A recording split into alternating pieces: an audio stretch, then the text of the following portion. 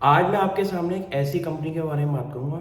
जिसकी product offering तकरीबन हर industry के अंदर यूज होती है। कंपनी का नाम है पीसीबीएल और कंपनी का फॉर्मर नाम था फिलिप्स कार्बन ब्लैक। अब फिलिप्स कार्बन ब्लैक की कंपनी के फंडामेंटल्स फ्यूचर से पहले मैं एक ऐसा केमिकल आपको बताऊंगा जो कि हमारा नाम है कार्बन ब्लैक करके।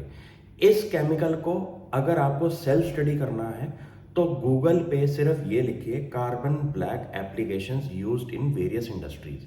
मैं ये चाहता हूँ अपनी ऑडियंस को कि वो पहले कंपनी के जो प्रोडक्ट्स हैं उनको भी सेल्फ स्टडी करें और उनकी वैल्यू ऑफरिंग्स चेक करें कि वो कहाँ कहाँ यूज होता है। सबसे ज़्यादा कार्बन ब्लैक की रिक्वायरमेंट पड़ती है हमारे ऑटोमोटिव सेक्टर के अंदर, टायर सेक्टर के अंदर।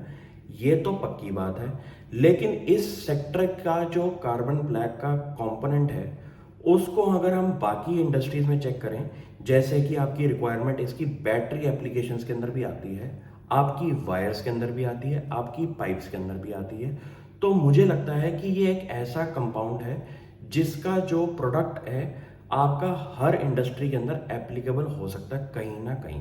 तो ये बात तो पक्की है कि ये एक ऐसा प्रोडक्ट है जिसकी डिमांड हमेशा रहेगी और ये इंडस्ट्री इतनी तेज़ी से ग्रो हो रही है जिसका कोई हिसाब नहीं है। कंपनी की मैन्युफैक्चरिंग प्रोडक्शन कैपेसिटी थी around 6,66,000 million turns per annum, जो कि FY24 के अंदर 7,90,000 मिलियन टन्स पर एनम के आसपास का हो जाएगा, जो कि कंपनी ने अपनी एनुअल रिपोर्ट के अंदर भी कमिट किया है। इससे ये पता चल गया है कि कंपनी अपनी प्रोडक्शन पे अपना इंक्रीमेंट दिखा रही है केपेक्स करके। कंपनी का लास्ट ईयर का प्रॉफिट था अराउंड 444 करोड़ का, जो कि कह सकते हैं कि अगर कंपनी का मार्केट कैप अराउंड 6,000 करोड़ का है तो कंपनी की पी रेशियो काफ़ी इस टाइम हायर साइड पे है अपनी एवरेज के अंदर।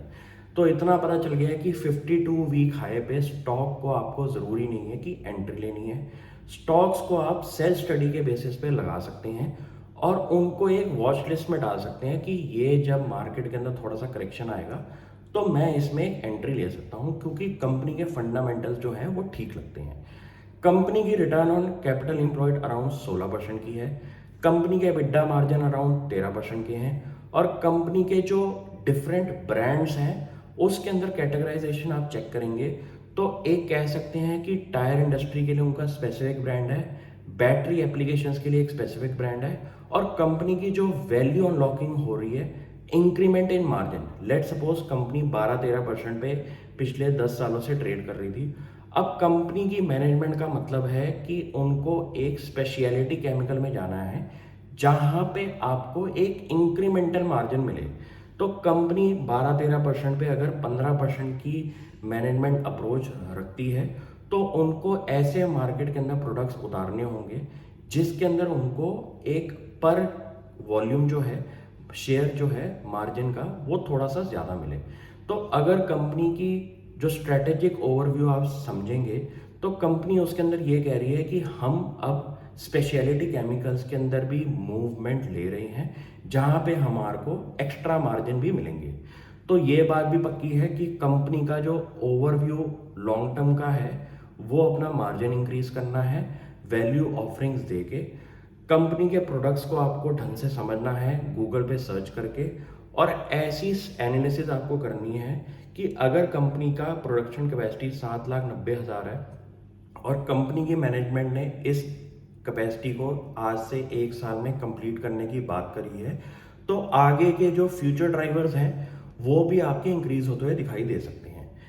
ऐसा स्टॉक मेरा सिर्फ उस थीम पे बैठा हुआ है जो कि मेरी इस टाइम की फेवरेट थीम है मैन्युफैक्चरिंग थीम के अंदर, कि मुझे ऐसे स्टॉक्स पकड़ने हैं कि जो इंडिया की ग्रोथ स्टोरी में इस टाइम सबसे ज़्यादा आउट परफॉर्म करने वाले हैं अगले 10 सालों के अंदर। क्योंकि जहां इंडिया की आपकी जीडीपी जो है वो अगर 6 ट्रिलियन 10 ट्रिलियन टच होगी तो आपको कोर इंफ्रा के अंदर कुछ ऐसे स्टॉक्स पकड़ने हैं जिनका आगे एप्लीकेशन जो है वो भी इंक्रीज होती हुई दिखाई देगी। तो ऐसे स्टॉक्स को आप भी सेल्फ स्टडी करें और मुझे बताएं अगर कोई दिक्कत हो। Thank you.